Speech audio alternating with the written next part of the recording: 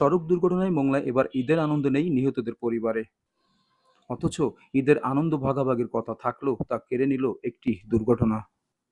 গত ১২ মার্চ নববধূকে নিয়ে ফেরার পথে তাদের মাইক্রোবাস এবং নৌবাহিনীর একটি বাসের মুখোমুখি সংঘর্ষে নবদম্পতি সহ নিভে যায় ১৪টি প্রাণ। এর মধ্যে বরসহ ৯ জনই মোংলার একই পরিবারের। ঈদের আনন্দ যেন বিষাদের ছায়ায় ঢাকা আঞ্জু মনোয়ারা বেগমের পরিবারে। স্বামী, সন্তান ও নাতি নাতনিকে হারিয়ে তার পরিবার জুড়ে এখনো চলছে শোকের মাতম। গত ঈদুল ফিতরে পরিবারের সাথে আনন্দে কাটিয়েছিলেন যে স্বামী সন্তানরা, নিয়তির নির্মম পরিহাসে আজ তারা পরপারে। নববধূকে ঘরে তুলে ঈদের আনন্দ ভাগাভাগির আশা ছিল তার।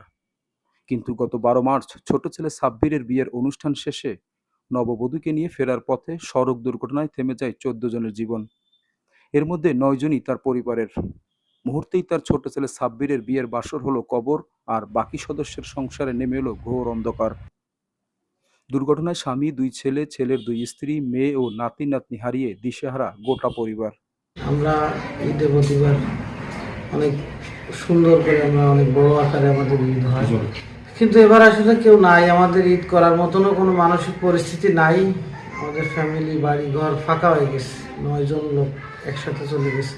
আর কি বলবো, আব্বা নাই, আমার সন্তানরা কেউ নাই, ঈদ বলতে আমাদের আর কিছু নাই। দেশবাসীর কাছে এটাই আবেদন যে সবাই দোয়া করবেন, আল্লাহ যেন তাদেরকে বেহেশত নসিব করে। আর আমাদের আসলে ঈদের কোনো আমেজ নাই, কারণ গতবার তো আমরা বাড়ি ভর্তি লোক একসাথে ঈদ করছি, আর আমরা বাড়িতে সবাই একসাথে ঈদ করতাম। এটাই আমাদের জন্য আনন্দ ছিল। এবার যেহেতু আর কেউ নাই, আমাদেরও ঈদ নাই। একটা মেয়ের সারা জীবনের স্বপ্ন থাকে যে বিয়ের পরে স্বামীর ঘরে আসবে, সংসার করবে। এই মেয়েটার শুরুতেই সেই স্বপ্নটা ভেঙে গেছে, মেয়েটা স্বামীর ঘরে আসতে পারেনি শেষ পর্যন্ত, এবং ছোট ছোট বাচ্চাও মারা গেছে। আমি নিজের হাতে যাদের গোসল দিয়েছি আমি দেখেছি, একদম ছোট দুধের শিশু থেকে বয়স্ক নারী পর্যন্ত। মর্মান্তিক সড়ক দুর্ঘটনা ছিল। আশা করব যে সরকার মহোদয় সড়ক দুর্ঘটনার ব্যাপারে আরেকটু সদয় দৃষ্টি দিবেন। এদিকে এই ঘটনায় শোকাহত পরিবারের পাশে থেকে বাগেরহাট জেলা প্রশাসন ও নৌবাহিনীর পক্ষ থেকে নিহত পরিবারের হাতে অর্থ সহায়তা তুলে দেন পরিবেশ প্রতিমন্ত্রী।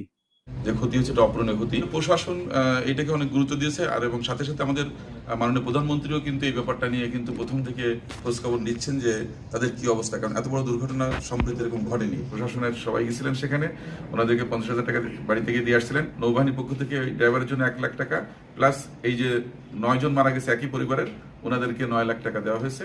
এবং ওনারা চিকিৎসার জন্য যেগুলো লাগতেছে, যিনি আহত আছেন তার জন্য খোঁজখবর নিচ্ছে। তো আমরা মনে করি যে প্রশাসন পক্ষে যতটুকু করা দরকার সেটুকু আমরা করেছি। এখন ক্ষতিপূরণটা আমরা দিয়েছি, কিন্তু আর পাশাপাশি প্রশাসন এই দুর্ঘটনার পরে অনেক পদক্ষেপ নিয়েছে। সড়ক দুর্ঘটনায় তাদের অকাল মৃত্যুতে পরিবারে অপূরণীয় ক্ষতি হয়েছে বলে মনে করেন প্রতিবেশীরা। এমন নির্মম পরিণতি আর যেন কারো জীবনে না ঘটে, সেই প্রত্যাশাও তাদের। আবুল হাসান, চ্যানেল 24, মোংলা।